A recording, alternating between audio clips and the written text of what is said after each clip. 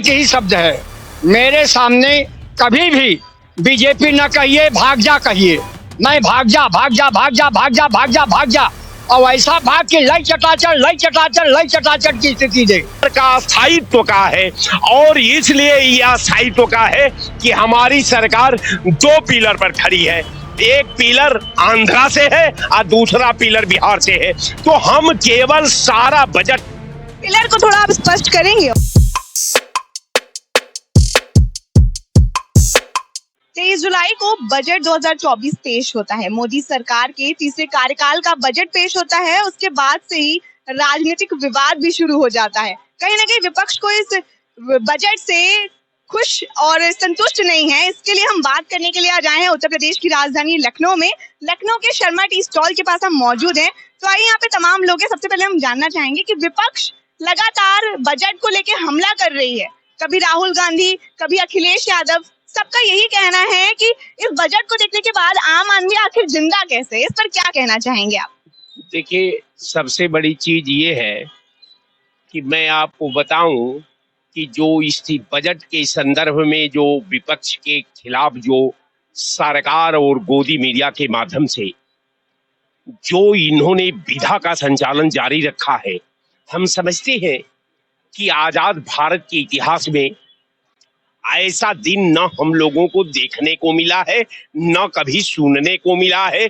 हमेशा बजट तमाम सरकारों ने, नेहरू जी की सरकार ने, लाल बहादुर शास्त्री जी की सरकार ने, इंदिरा गांधी की सरकार ने, मुरारजी देसाई की सरकार ने, इसके बाद राजीव गांधी की सरकार ने, तमाम सरकारें, नरसिम्हा राव की सरकार, अटल जी की सरकार, वीपी सिंह की सरकार और तमाम मोदी जी की भी सरकार का मोदी जी की तो सरकार है। 11वां बजट है। जो इन्होंने आंकड़ा दिया है, ये आंकड़ा अगर हिंदुस्तान की, अगर भूगोल की निर्माण का हकीकत के दहलीज पर जब हम समीक्षा करते हैं तो मुझे लगता है कि ये पॉलिसी बनाने वाले पर, पॉलिसी को कंप्लायंस करने वाले पर, पॉलिसी को मूर्त रूप देने वाले पर मुझे बड़ी तरस आती है कि आपने उद्योग के क्षेत्र में कुछ नहीं दिया, आपने स्टील के क्षेत्र में कुछ नहीं दिया। लेकिन बिहार को और आंध्र प्रदेश को तो 26,000 करोड़ की सौगात दे दी। सरकार को एक लाइन में कह देना चाहिए कि ये बजट देश का नहीं है, ये बजट जो है कुर्सी का है, सरकार का स्थायित्व का है। और इसलिए यह स्थायित्व का है कि हमारी सरकार दो पिलर पर खड़ी है। एक पिलर आंध्रा से है और दूसरा पिलर बिहार से है। तो हम केवल सारा बजट, पिलर को थोड़ा आप स्पष्ट करेंगे। और पिलर का मतलब ये कि जिसके कंधे पर आपकी सरकार खड़ी है, उस कंधा को मजबूत रखना चाहते हैं। कंधे का नाम? कंधा का नाम नीतीश कुमार जी, वो भी मुख्यमंत्री है, उनका नाम तो आप जानती हैं, चर्चित नाम है। अब रह गया चंद्रबाबू नायडू। तो अब हम ये कहना चाहते हैं कि किसानों के प्रति आपका कोई बजट नहीं, नौजवानों के प्रति कोई बजट नहीं, उद्योग सृजन के प्रति आपका कोई बजट नहीं, गन्ना मिलों के प्रति आपका कोई बजट नहीं, सूता मिलों के प्रति आपका कोई बजट नहीं, बिजली उत्पादन का नाम पर कोई बजट नहीं। लेकिन मैं आपको रोकना चाहूंगी, बीजेपी सरकार का कहना है कि जो बजट आया है ये मिडिल क्लास वालों के लिए बहुत सही साबित हो रहा है। कहीं ना बिल्कुल इसमें दो पॉइंट है। एक तो 5,000 रुपया वाला पॉइंट का चर्चा चल रही है और दूसरा 5 किलो अनाज वाले का। 5 किलो अनाज में देश का 80 समथिंग, लगभग 70% लोग लाइन लगा करके 80 करोड़ के लगभग 143 करोड़ में 80 करोड़ लोग लाइन लगा करके गेहूं और चावल लेने के लिए खड़े हैं।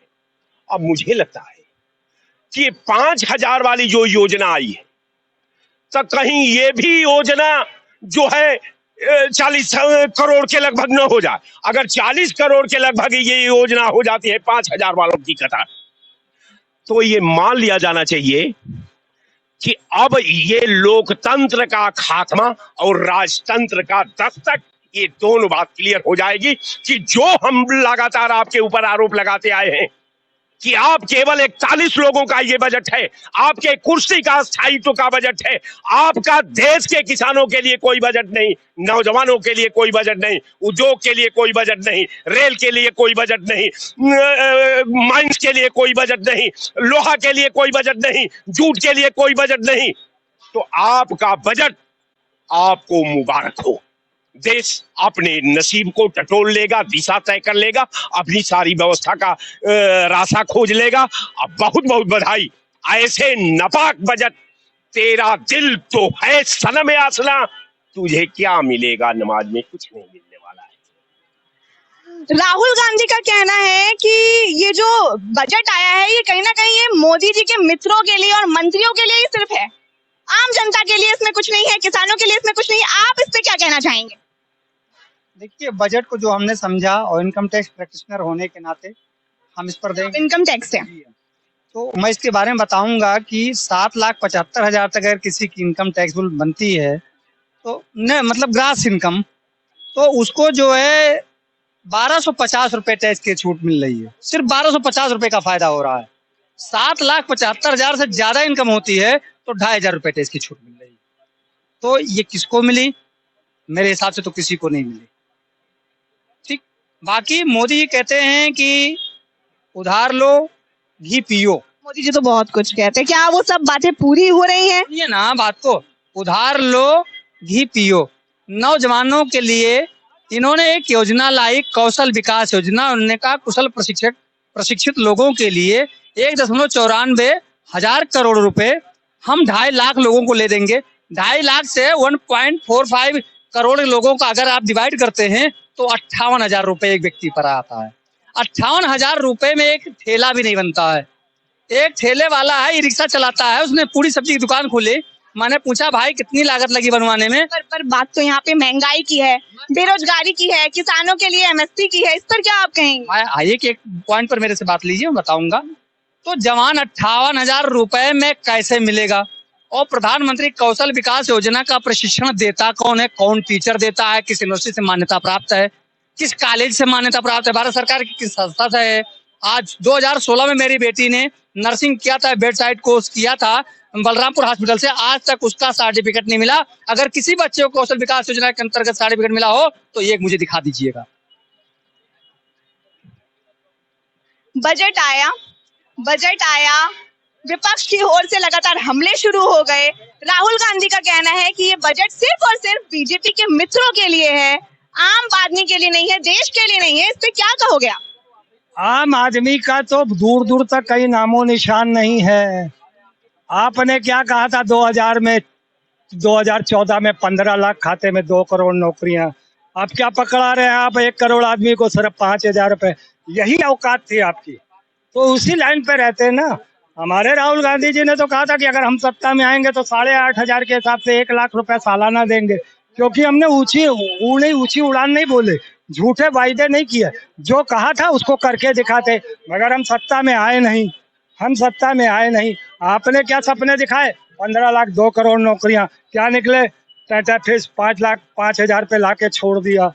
तो कहीं ना कहीं ये समझना पड़ेगा कि 10 साल तक आप शिक्षा, रोजगार, स्वास्थ्य, नौकरियां, महंगाई, सुरक्षा पर तो कोई बात की नहीं है। आपने सिर्फ देश में एक बिल्डर बन के बैठ गए हैं कि इधर पुल के कॉन्ट्रैक्ट ले लीजिए, एयरपोर्ट के कॉन्ट्रैक्ट ले लीजिए, सड़कों के कॉन्ट्रैक्ट ले लीजिए, वंदे मातरम के कॉन्ट्रैक्ट ले लीजिए, जिनसे इनके दोनों बच्चे अडानी अंबानी जो इन्होंने गोद लिए। अब ये बच्चे हैं मोदी जी के। बिल्कुल जाहिर सी बात है, 675 अंक में रहने वाला एकदम पहले पायदान पे पहुंच जाए तो बापी तो हुए ये। तो ये जो गोद लिया हुआ है इनको।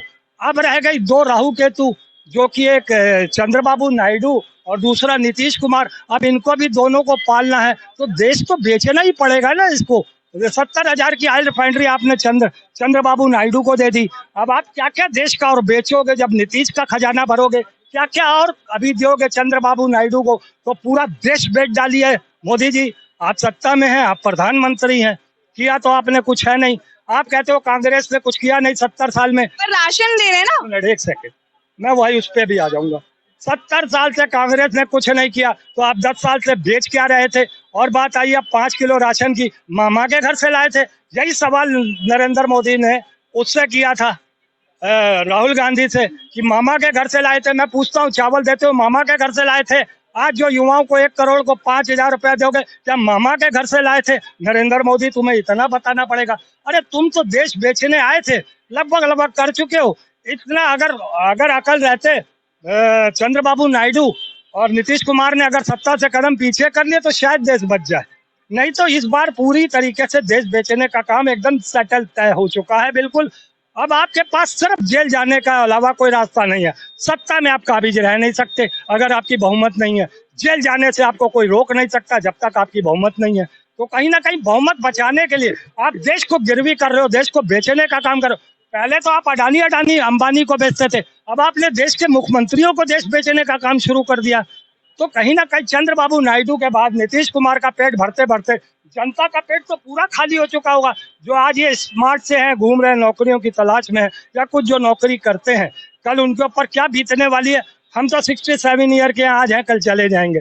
मगर इन युवाओं का सोचते हैं। आज युवा पता नहीं क्यों नहीं सामने आता, क्यों नहीं मीडिया चैनल पर बोलता। मुझे इस बात का अफसोस है। अपनी आवाज हम लोगों को उठानी पड़ रही है, आपकी आवाज। तो आप लोग भी आगे आकर इस तरीके से बोले ताकि सरकार की कान में कुछ जू रहेंगे। मगर जब तक ये बेशरम है, खैर उम्मीद किसी चीज की करनी नहीं चाहिए। तो ये बजट नहीं, बचत है। क्या लगता है आपकी बात पहुंचेगी सरकार तक?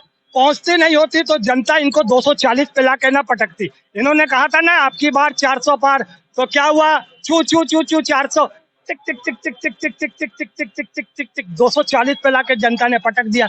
ये कल्याण बनर्जी ने कहा था संसद में पिछले सत्र में, और महुआ मित्रा ने क्या कहा था, ये भी सारे देश ने सुना। आज एक अभिषेक बनर्जी थे, वो सांसद थे।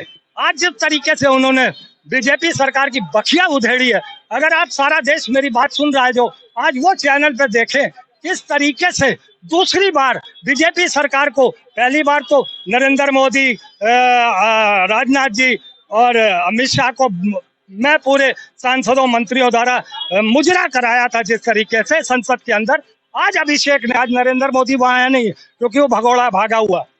आप भाग गए मोदी? नहीं, अंदर नहीं, हमें तो नहीं दिखाई दिया। हम तो सुबेरे से, हम तो चैनल बंद ही नहीं करते जब लोकसभा की बहस होती है, राज्यसभा की। मगर जहां इसको होना होता वो मेरा चैनल खुला रहता। तो जिस तरीके से आज अभिषेक बनर्जी ने भाजपा को दोबारा मुजरा कराने का काम किया है, पूरा सदन, सांसद एकदम, कोई इधर से लड़की, कोई आदमी, कोई औरत, सब इतना ज्यादा बौखला से गए। जरा से लड़का, मुश्किल से मुश्किल उम्र होगी उसकी 25-26 साल, वो, उनका नाम है अभिषेक बनर्जी। और कल्याण बनर्जी ने पिछली बार नचाया था महुआ मित्रा ने, और यहाँ तक कि राहुल गांधी ने। तो ये पार्ट 2 है मुजरे का। जैसे पार्ट 2 सदन बैठी है, संसद बैठी है, ये पार्ट 2 मुजरे का भी है। और आज सबने देश भर ने मुजरा देखा है नरेंद्र मोदी एंड कंपनी का। तो यही है सरकार में चलेगा और कुछ नहीं। क्या लगता है आप ये जो बजट आया है 2024 का, आप इससे सहमत हैं? क्या एक आम इंसान इस बजट से सहमत है? इस बजट से अगर गैस सिलेंडर का दाम जो है 500 हो जाए, जो महिलाओं के आधी आबादी की मेन जरूरत की चीजें हैं, तो लगेगा कि हाँ बजट में कुछ हुआ है। आप ये बताइए, पेट्रोल और डीजल का दाम कम हो तब न महंगाई कम होगी। किसानों को क्या दिए, महिलाओं को क्या दिए, छात्रों को क्या दिए, रोजगार। लेकिन बिहार और आंध्र प्रदेश को तो बहुत कुछ मिला है इस वाले बजट में, इस पर क्या कहेंगे? ये तो कुर्सी बचाने वाला बजट है, क्योंकि वो तो इनके सहयोगी हैं। वो जिस दिन हट जाएंगे उस दिन इनकी सरकार गिर जाएगी। तो ये तो कुर्सी बचाओ बजट है।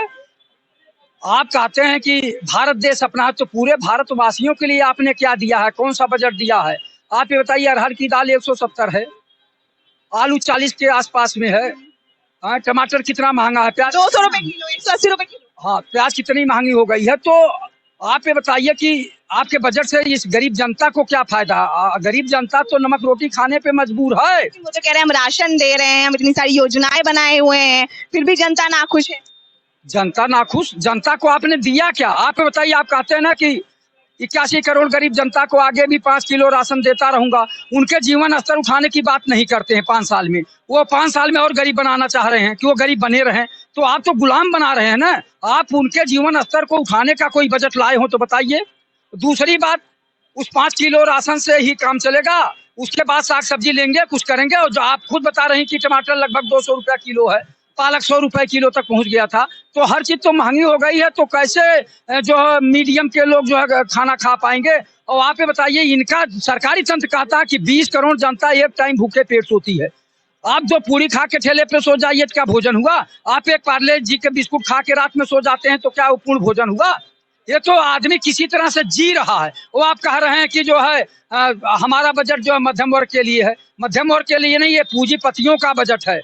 आप 14,000 करोड़ जो अडानी अंबानी का माफ करते हैं, किसानों का कर्जा क्यों नहीं माफ किए? पटरी दुकानदारों का कर्जा क्यों नहीं माफ किए? तो मोदी जी कब तक छलावा करेंगे, कब तक जनता को छलेंगे? आपका बजट जो है मुंगेरी लाल के हसीन सपने वाला बजट है। जनता जान चुकी है। निर्मला सीतारमण जी अंग्रेजी में बजट पढ़ी हैं और पूरा हिंदुस्तान हिंदी की बात करता है। आधा तो हिंदुस्तान के लोग समझ ही नहीं पाए बजट में क्या दे रही है क्या नहीं दे रही, और उसी पे वो ढिढोरा पीट रही है कि हमने बहुत अच्छा बजट दिया। हकीकत में जनता को राहत महसूस हो तब तो बजट की सराहना की जाए। गैस सिलेंडर 500 रुपए में मिलने लगे, छात्रों को फीस कम हो जाए, किताब कापी के दाम कम हो जाए, कोई नया कारखाना खुल जाए, रोजगार मिलने लगे, तब नहीं ये बजट का। क्या इस बजट का असर विधानसभा चुनाव पे पड़ेगा 2027 में? एकदम पड़ेगा। इसका तो असर पड़ेगा ही कि कब तक जनता के साथ ये आप छलावा करेंगे, कब तक मुंगेरी लाल के सपना दिखाएंगे। प्रधानमंत्री जी से जनता का विश्वास उठ चुका है। एन केन प्रकार भले वो सरकार बना लिए तीसरी बार, जो वो दो लोग हैं वो जनता के लोग हैं। पता नहीं क्यों लालच में वो सरकार को समर्थन दे रहे हैं। अगर कौन दो लोग? नीतीश कुमार जी और चंद्रबाबू नायडू जी, ये सरकार को तो अब तक बदल देना चाहिए था और जनता के लिए बदलना चाहिए था। अपनी केवल न देखें, भारत देश को देखें। राष्ट्रहित में सरकार को जो है समर्थन नहीं देना चाहिए था, क्योंकि ये सरकार पूंजीपतियों की सरकार है। गरीबों का खून चूस रही है, किसानों का खून चूस रही है, छात्रों का खून चूस रही है, महिलाओं का खून चूस रही है। महंगाई चरम पर है, लोग परेशान हैं। तो जब जनता में जो है इसका असर दिखाई दे कि हाँ महंगाई कम हुआ है, तब हम मानेंगे कि अच्छा बजट है, नहीं तो जनता नहीं माने। इस बजट में किसानों के लिए क्यों नहीं कुछ है? देखिए, आपने कहा मिडिल क्लास को बहुत दिया गया, इसमें गरीबों को दी गई सब्सिडी, अमीरों को दिया गया रिबेट।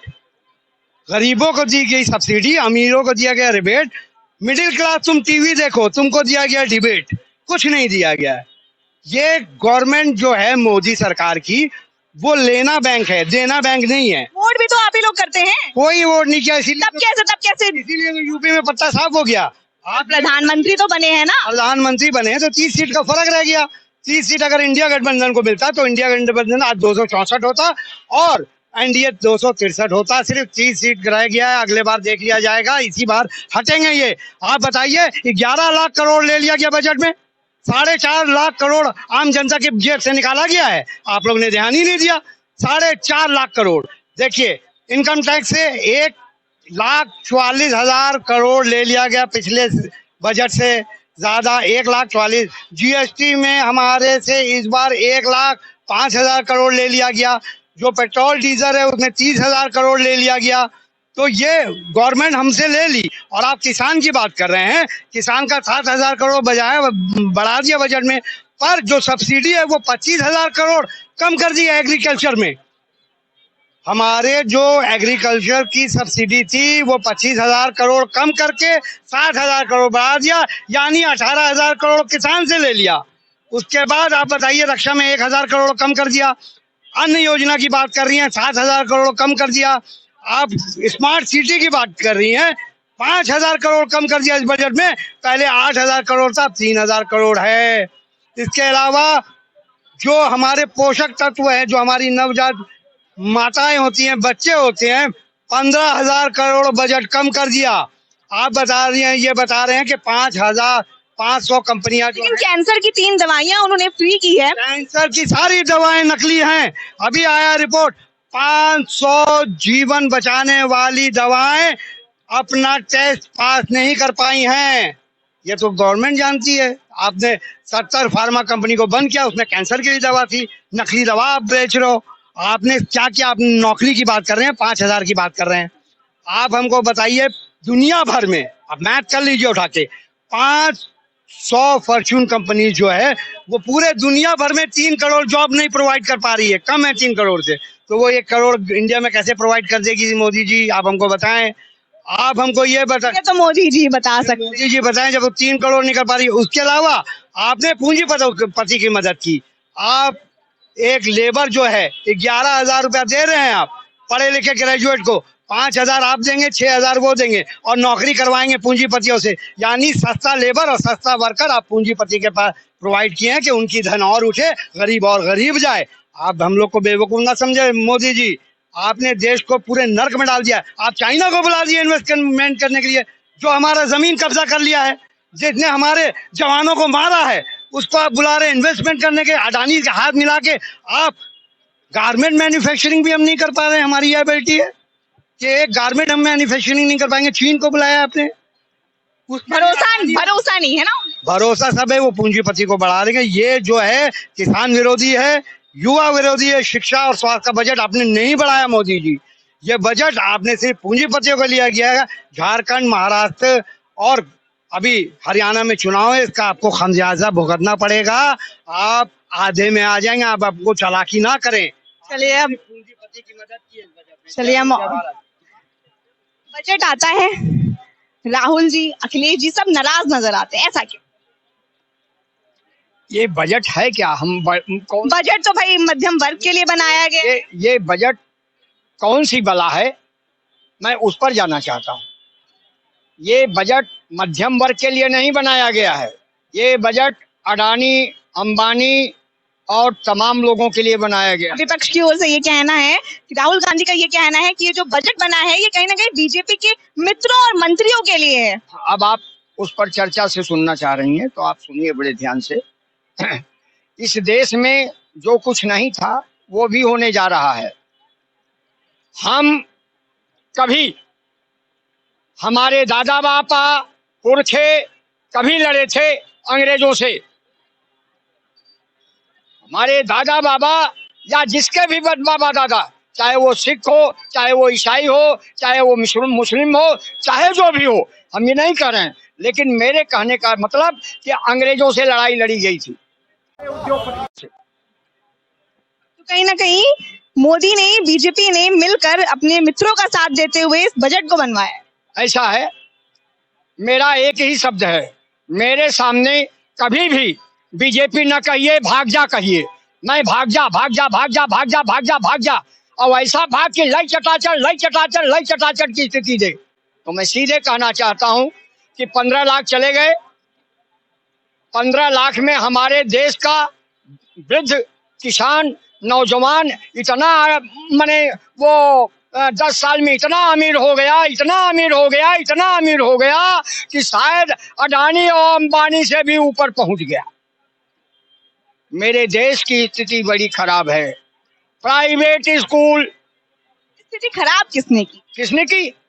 भैया वोट तो आम जनता ही देती है। अब आप सुनिए, जनता ने वोट नहीं दिया है, मैं सीधे सीधे कह रहा हूँ। तब किसने की? ये आपने वोट नहीं दिया था? मैं वोट दिया था, जिसको दिया था उसको दिया था। किसको दिया था आपने वोट? आई इंडिया को दिया था। इंडिया गठबंधन को वोट दिया था आपने? बिल्कुल दिया था, बिल्कुल दिया था। लेकिन सवाल इस देश का है कि अब आपको बताएं कि इस देश की परिपाटी बड़ी विचित्र है। इतिहास ये बताता है दौरे तबाही है, शीशे की अदालत में पत्थर की गवाही है। देखो बेटा, बड़े ध्यान से सुनना इस चीज। जी जी। इतिहास ये बताता है दौरे तबाही है, शीशे की अदालत में पत्थर की गवाही है। दुनिया की कोई ऐसी तमसीर नहीं मिलती कि कातिल ही लुटेरा है और कातिल ही सिपाही है। जोशी जी जब भाजपा जनसंघ के अध्यक्ष थे तब हिंदू नहीं थे, तब हिंदू नहीं थे। लाल कृष्ण आडवाणी जब नेता सदन थे विरोधी, तब हिंदू नहीं थे। नहीं, बात चलिए आपकी बात सही है, मुद्दे से हम थोड़ा भटक रहे हैं। मैं भटकाऊंगा नहीं, क्योंकि आप बहुत एक जानकार। मैं चाहता हूं कि तुम और आगे बढ़ो और जितना भी हमारा भी स्नेह प्यार रहेगा बढ़ो। मैं आपको एक ही छोटे शब्दों में बता रहा हूं। अब ये गुजरात से चले आए, अब कौन सा हिंदू, कहाँ का हिंदू, ये टपक पड़ा इसमें। अब बीच में राम और जय श्री राम में लड़ाई फंस गई। तो जय श्री राम तो बनिया के यहाँ हैं, राम तो हमारे यहाँ हैं। आप पढ़ी लिखी हैं, समझ गई होंगी। जिधर बनिया तराजू रखता है उधर 5 ग्राम चढ़ जाता है। इसलिए श्री राम उसके पास है, हमारे पास नहीं है। तो मैं सीधे सीधे कह रहा हूँ ये बनियों की बजट है, ये नरेंद्र मोदी। कौन कितना खराब करेगा, कौन कितना नुकसान करेगा, ये समय बताएगा, देश का भविष्य बताएगा। नौजवानों का तो भविष्य चला गया, अब ये कुछ बचा नहीं है यहाँ। रही बात, अब आप कहना मैं कहूँ तो हो सकता है आपको अभी कहूंगा तो फिर कहेंगे वही आप वहीं चले गए।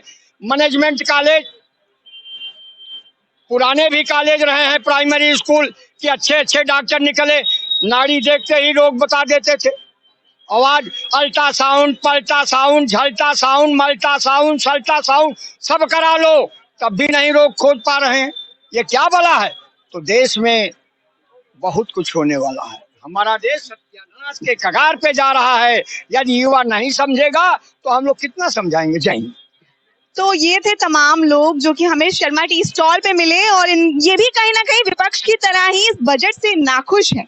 इनका कहना है कि ये एक जुमला है, एक झुनझुना है, इसमें मध्यम वर्ग के लिए कुछ भी नहीं है। अब देखना ये होगा कि सरकार इस बजट को कैसे चलाती है और क्या बदलाव आते हैं। बने रहे हमारे साथ ऐसी और तमाम खबरों के लिए। देखते रहे निश्चय टाइम्स। मैं हर्षित कौर।